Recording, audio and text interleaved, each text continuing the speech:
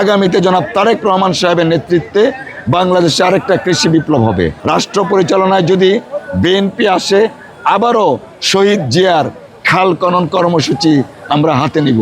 আমাদের বাংলাদেশের মূল অর্থনীতি কৃষি নির্ভর অর্থনীতি। সেই কৃষকদের সমস্যা এবং কিভাবে সমাধান করা যায়, সেই জন্যই আজকে আমরা কৃষকের কাছে ছুটে এসেছি কৃষকদের সমস্যাগুলো জানার জন্য। এখানে আমাদের 3 জন এক্সপার্ট আছেন আমাদের এই কৃষি বিষয়ক। আমরা এই বিষয়গুলো অ্যাড্রেস করার জন্য এসেছি। আমাদের রাষ্ট্র মেরামতের যে 31 দফা আছে, সেই 31 দফার মধ্যে 27তম দফা কৃষি সম্পর্কে আমাদের বিস্তারিত বর্ণনা দেওয়া আছে। আমরা এই দুর্গাপুর এবং কলমাকান্দার মাটি কেমন মাটি, সেই মাটিটা আমরা আগে রিসার্চ বা গবেষণা করা হয়েছে।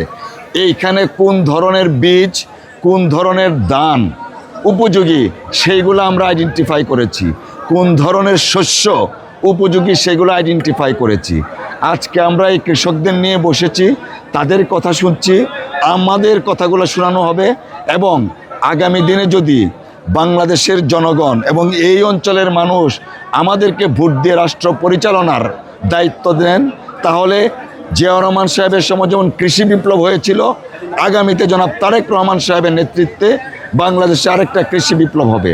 আপনারা জানেন, ইতিমধ্যে বিএনপির ভারপ্রাপ্ত চেয়ারম্যান জনাব তারেক রহমান সাহেব ঘোষণা করেছেন, ইনশাআল্লাহ রাষ্ট্র পরিচালনায় যদি বিএনপি আসে, আবারও শহীদ জিয়ার খাল খনন কর্মসূচি আমরা হাতে নিব।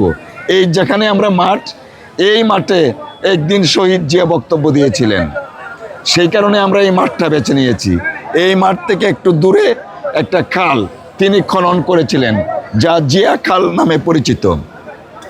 হোল আইডিয়াটা হচ্ছে কৃষকদের মান উন্নয়ন এবং উন্নত কৃষি ব্যবস্থাপনার মাধ্যমে অধিক ফসল ফলন এবং কৃষকের যা প্রয়োজন তার ব্যবস্থা আমরা আমাদের দলের পক্ষ থেকে দেশব্যাপী করব। আর এই এলাকায় আলাদা একটা আমার মহব্বত, কারণ আমি নিজে একজন কৃষকের সন্তান। আমি কৃষকের সন্তান হয়ে কৃষকের কষ্টটা আমি বুঝি, কৃষকের প্রয়োজনীয়তাটা আমি বুঝি। সেই জন্য আজকে আমরা এই সমাবেশটা করছি।